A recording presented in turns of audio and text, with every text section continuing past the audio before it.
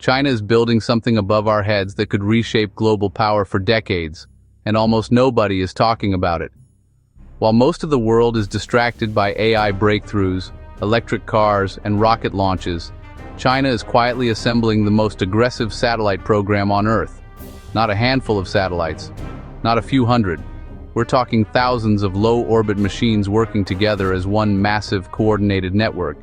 If China succeeds, these mega constellations won't just compete with Western systems like Starlink. They could dominate the skies, control global bandwidth, and shift the balance of power in ways the world has never seen. To understand why this matters, you have to look at what's happening to the modern world. Everything important is moving off the ground and into orbit. Communication networks, navigation systems, financial routing, climate monitoring, and military intelligence all of it is becoming space-based.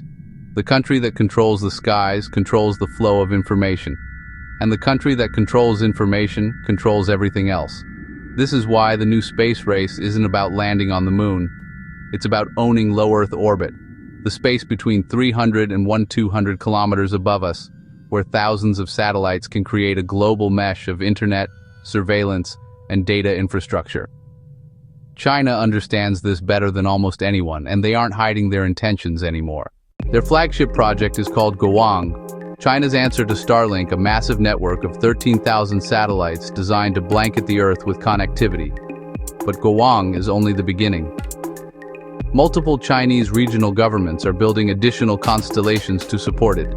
The G60 constellation around Shanghai, the Hongyun program, Tiantong, Xingyun, Hongyan.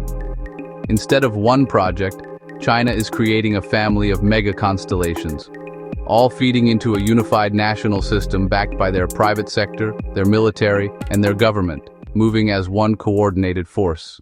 What makes these constellations so powerful isn't just the number of satellites, it's the technology inside them. China is shifting to compact, mass-produced satellites equipped with laser communication links that let them talk to each other at the speed of light. Instead of routing data through ground stations, these satellites can relay information directly in orbit, forming a near-instant global pipeline.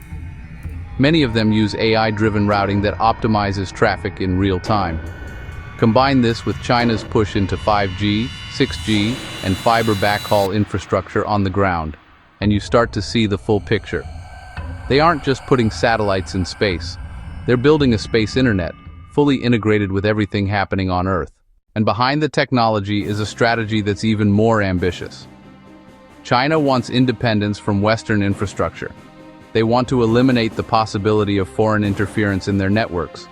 But they also want something bigger: the ability to provide global services themselves, from satellite broadband to autonomous vehicle navigation to disaster monitoring. If China controls the orbital highways that the world relies on, they gain extraordinary influence, not just over their own citizens, but over every nation that depends on those systems. This is how superpowers are built in the 21st century. Then there's the pace. China is launching satellites at speeds that worry every major agency in the world. Their commercial launch companies are multiplying, their reusable rockets are becoming more reliable, their satellite factories are copying the industrial assembly line approach that made China the world's manufacturing engine. Instead of building satellites by hand, they're building them like smartphones, fast, cheap, and at a scale no one expected. China National Space Administration and private players like Galaxy Space are already producing satellites by the hundreds. And this is only accelerating as China pushes for dominance by 2030. The implications of this are enormous. If China's mega constellations go online at full scale, they could potentially challenge Western GPS systems with their own global positioning network. Their satellites could provide broadband to countries that currently rely on Western providers. They could shape digital policy, influence communications infrastructure, and even gatekeep certain data streams. There's also the risk of orbital congestion: too many satellites, too much traffic, too many chances for collisions. And when mega constellations collide, the debris can cascade, threatening everything in orbit. Space is already getting crowded, but what China is planning will push it to a level we've never seen. At the center of all this is an inevitable rivalry: Starlink versus China. For now, SpaceX has the advantage of thousands of satellites already deployed, global service in dozens of countries, and a head start nobody can deny. But China has something Starlink doesn't: the full weight of government planning, national coordination, industrial manufacturing, and long-term strategy. They don't need to raise money or pitch investors. They don't need to worry about regulations in 20 different countries.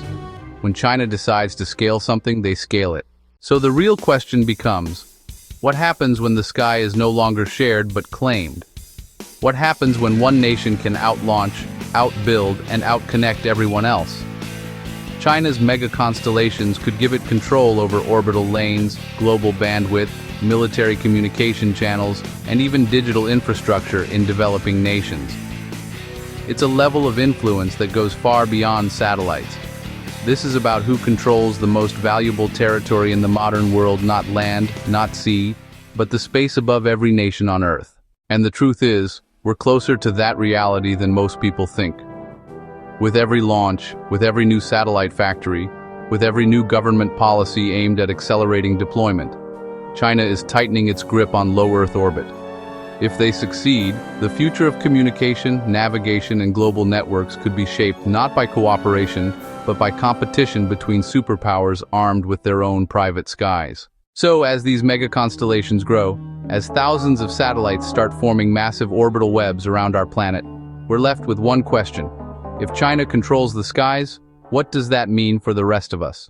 Thanks for watching, and if you want more deep dive explorations into AI, robotics, and future technology, make sure you subscribe, like, and comment. The race for the sky has already begun, and it's moving faster than anyone expected.